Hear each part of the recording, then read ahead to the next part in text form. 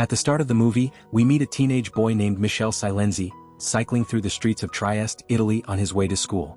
He's holding on tightly to a €50 note, money he plans to use to buy a costume for the upcoming school party.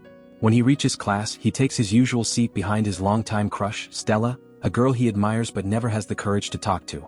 Their lesson is suddenly interrupted when a police officer walks in. Her name is Giovanna, and she's not just any cop, she's Michele's mother. She informs the class that a student has gone missing and asks everyone to let the police know if they hear anything. Once she leaves, Michele's nose suddenly starts bleeding, and he rushes to the bathroom. That's where his day gets worse. His usual bullies corner him and force him to hand over all his money. Miserable and humiliated, Michele returns home later that day. Determined not to let them ruin everything, he gathers up his remaining change and heads to a rundown costume shop to buy something, anything, for the party. Inside, the old shopkeeper gives him a strange-looking superhero outfit, a tight red suit with a tacky cape. The man claims it's the costume of a Chinese superhero. Michele doesn't like it one bit, but he buys it anyway because it's all he can afford. That evening, when Giovanna gets home from work, she finds Michele standing in the living room wearing his new costume and refusing to go to the party. He says he looks ridiculous, but Giovanna reassures him that he looks great and convinces him to go. At the party, Michele actually starts having fun. He dances, laughs, and even gets a chance to talk to Stella. But just when things seem to be going well, his bullies strike again. They project a video on the screen showing Stella walking down the street and claim they found it on Michele's phone, accusing him of stalking her. Humiliated in front of everyone, Michele runs to the bathroom and locks himself inside. The students bang on the door, taunting him. Furious and overwhelmed, Michele mutters that he wishes he could just disappear. At that moment, the lights go out. He seizes the chance, climbs out the bathroom window, and runs home through the dark. The next morning, he wakes up to his dog barking. Still shaken from last night, he ignores it and goes to brush his teeth. But when he looks in the mirror, he freezes, his toothbrush is floating in midair. He can't see his reflection. His body is completely invisible. Panicked, he strips off his robe and confirms it, he's gone. Just then, his mother opens the door, but she doesn't react. She looks right through him, calling his name.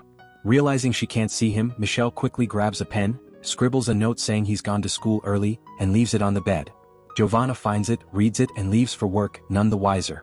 Michele, still invisible, picks up her call on his phone and tells her he's fine. After hanging up, he covers himself from head to toe in clothes, long sleeves, gloves, and sunglasses, and heads to school, determined to figure out what's happening. There, he spots Stella from a distance but doesn't approach her. Instead, he sees his bullies and decides to have a little fun. He slips out of his clothes and sneaks into the school completely invisible. Inside a classroom, he picks up the bully's paintball gun and fires it at the teacher, causing chaos. The teacher, thinking the bully did it, suspends him on the spot. Michele silently laughs. Then, getting carried away, he sneaks into the girls' locker room just as they're changing. It's an awkward and risky move, until a towel lands right on him, outlining his invisible body. Suddenly, his powers start to fade and he becomes visible again, completely naked. The girls scream and Michele bolts out of there in total embarrassment. The next day, during class, a school psychologist named Basilei comes to talk about teenage mental health. He mentions that 2 of Michele's classmates have recently run away from home, and he's here to help students open up. While listening, Michele suddenly notices his hands fading again. They're glowing, then vanishing. Before anyone can see, he rushes out of the room. He races home and finds his little sister, Candela, in his room. Trying to keep his secret, he tells her to go downstairs. But Candela, curious as ever, fakes leaving and hides instead. When Michele starts undressing to check if he's still invisible, she sees him disappear and screams. Michele calms her down and tells her that the superhero costume gave him special powers. Meanwhile, at the police station, Basilei is now working closely with Giovanna on the missing children case. Giovanna believes the kids are being kidnapped, but Basilei dismisses her concerns, saying it's typical teenage rebellion. That night, Michele overhears his mother on the phone and learns something shocking. He's adopted. Devastated and confused, he slips out of the house and goes to a nearby playground. While sitting on the swing, lost in thought, Stella shows up. She sees the swing moving on its own and assumes it's a ghost. But instead of being scared, she smiles and talks to him. Michele draws a smiling face in the sand to communicate, and she promises to meet him again. As Stella leaves, Michele notices a strange man standing nearby, staring right at him, even though Michele is invisible. The man walks away using a cane, revealing that he's blind. Later that night, Michele visits Stella at her home. She's thrilled to see her invisible friend again, and the two share a sweet, innocent kiss. But right after that, his powers start fading again and he panics, running away before she can see his face. Not long after, while Stella is alone at her gymnastics class, a needle suddenly hits her neck. She collapses unconscious. Somewhere else, Michel decides to finally reveal everything to Stella. He heads to her gym with his dog, but when he gets there he sees a masked man carrying Stella's limp body. Michel attacks him and his dog bites the man's hand, but the kidnapper escapes with Stella. The police arrive soon after and confirm Giovanna's fears. The missing kids weren't runaways, they were being abducted. Meanwhile, Stella wakes up in a cold, high-tech facility. Wires are attached to her head, and sitting nearby is none other than the school psychologist, Basilai. He's the kidnapper. He's been experimenting on children for some sinister purpose. After running tests, he throws Stella into a cell, where she finds the two classmates who disappeared before her. The next day, Michel is sitting alone on a beach when the blind man from earlier appears again. He walks straight toward him, answering questions before Michel can even ask. It's like he can read minds. Michel, startled, asks who he is. The man introduces himself as Andre, and then says something unbelievable. He's Michel's real father. Michel thinks he's lying, but Andre begins explaining everything. Years ago, Andre was an ordinary man living in a small Russian town until a catastrophic nuclear explosion hit. The radiation wiped out most of the population, but a few survivors were changed forever. Their DNA mutated, giving them strange, powerful abilities. Some could fly, others could read minds, and some, like Michel, could turn invisible. These people became known as the Specials. The government rounded them up and sent them to a secret military base called the Division, where they were trained and used as weapons. But there was a catch. The more they used their powers, the weaker they became. And even worse, none of them could have children. All except two, Andre and Michel's mother. After learning that Andre is his real father, Michel listens as he reveals even more about his past. Andre explains that he and Michel's mother were both part of the Specials, the humans mutated by radiation. The two of them were the only couple among the Specials able to have a child. That child was Michel, the first ever naturally born Special. But the Division, the secret organization that controlled the Specials, didn't want to let that happen. As soon as Michel was born, they took him away from his parents to experiment on him. Refusing to lose their child, Andre and his wife decided to escape the Division. They successfully fled with baby Michel, but the organization was relentless. Agents were sent to hunt them down and retrieve the boy. Michel's father possessed the ability to read minds, while his mother had the power of invisibility. They fought bravely, but in the end, Andre's wife was killed during the chase. Andre managed to escape with baby Michel but knew the boy wouldn't be safe with him. Using his powers, he read the mind of a kind-hearted police officer named Giovanna and left the child on her doorstep, trusting she would take good care of him. Now Andre says the Division has discovered that the special child is living in this town. That's why children have been disappearing. They're kidnapping and testing them to find Michel. Michel is stunned by the truth. He can barely process it when Andre suddenly warns him they're out of time. A nearby fisherman, suspicious of their secretive conversation, has called the police. Andre quickly hands Michel a new version of his superhero suit, this one designed to turn invisible along with his body. Then, using his powers, Andre wipes the fisherman's memory and disappears before the police arrive. Soon, police cars pull up, and with them comes Basilai, the school psychologist who's been pretending to help with the investigation. Giovanna tells Basilai that Michel is adopted, which immediately raises his suspicion that the boy might be the special he's been searching for. Offering to take Michel home, Basilai escorts him to the car. At home, Michel notices something odd.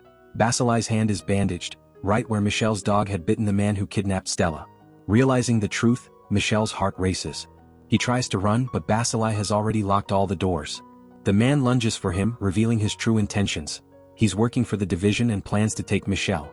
Michel dashes into another room, quickly stripping off his clothes to vanish from sight. Basilai frantically searches for him, but Michel slips past and escapes into the street. Outside he spots his class bully Ivan riding a bike. Michel jumps on behind him and orders him to pedal fast. Ivan, terrified but obedient, takes off down the street. When they finally reach a safe spot, Michel reveals himself to Ivan, who's completely stunned. Michel tells him everything, about Stella, the kidnappings, and the Division. Meanwhile, inside the facility where Stella is being held, Stella and her two friends discover an air vent in the ceiling. Working together, they climb up and push it open. Stella manages to crawl out and hide from the guards. She climbs a tower and finds a powerful searchlight. Believing her invisible friend is looking for her, she uses the light to project a glowing, smiling face into the night sky, the same smile she and Michel once drew in the sand. Far away, Michel sees the signal and instantly recognizes it as Stella's message. He and Ivan race toward the source of the light.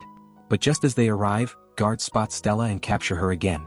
Thinking fast, Ivan causes an electrical short circuit using his paintball gun, creating chaos while Michel, invisible, slips inside the facility. Inside, Michel sneaks through the corridors and sees a control room where Basilai and his men are monitoring Andre and Giovanna, who have teamed up to find him. Michel moves deeper inside, silently knocking out one guard and threatening another with a stolen gun, forcing him to open the cell doors where Stella and the other kidnapped kids are trapped. Once they're free, he locks the guards inside and reveals himself to his friends. They're completely shocked to see him alive and invisible. The boys want to flee right away, but Stella insists they rescue an old man she saw imprisoned in another room. Reluctantly, Michelle follows her. But when they reach the old man's cell, things take a strange turn. Stella suddenly points a gun at Michelle and drags the old man toward the villains instead. Then out of nowhere she faints. The old man behind her steps forward, smirking. He reveals his power, mind control. He's been controlling both Basili and Stella all along, manipulating them to lure Michelle here. With a wave of his hand, he summons a submarine and orders his men to throw Michelle and Stella inside. The submarine dives into the sea, trapping them deep underwater. Back at the facility, Andre and Giovanna finally arrive and meet Ivan, who explains what happened. But before they can search for Michelle, the building's alarms start blaring. It's rigged to explode. They rush inside and manage to rescue the remaining kidnapped children and even Basili, who's dazed and confused after being freed from the old man's control. Andre reads Basili's mind and realizes that the old man was the real villain pulling the strings. Seconds later, the entire building detonates behind them, erupting into a massive explosion. Meanwhile, inside the submarine, Michelle regains consciousness beside Stella. In that desperate moment, something inside him awakens. Another ability. Using telekinesis, Michelle begins destroying everything around them. Metal bends and glass shatters as he unleashes his full power, finally killing the mind-controlling villain and freeing both himself and Stella. The two swim to the surface and make it back to shore, where Andre, Giovanna, and others are waiting. Exhausted but alive, Michelle turns invisible one last time, proudly showing everyone who he truly is, the invisible boy. Andre tells him that the division won't stop. They'll come looking for him again. To protect them all, he says they'll have to erase everyone's memories of what happened. Michelle agrees, saying goodbye to Stella with one final kiss. Andre then uses his powers to wipe everyone's memories and leaves, promising his son that he'll return one day. Life returns to normal in Trieste, with no one remembering the events that took place. But the story isn't over. In the final scene, somewhere deep in Russia, a woman sits in a command room, the same woman who everyone believed had died long ago, Michelle's mother. She's alive, and now she leads what's left of the division. She was the one who sent those agents to capture Michelle. She's grown bitter, seeing normal humans as enemies who treat specials like monsters.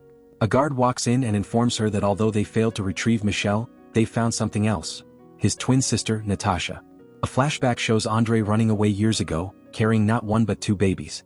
The movie ends as the guard tells Michelle's mother that Natasha is currently in Morocco, hinting at a much bigger story to come in the sequel. Thanks for watching. Don't forget to hit that subscribe button and turn on the notification bell so you never miss any of the exciting content coming your way. Every new video is made with you in mind, and I'd love to have you here for the journey. See you in the next one.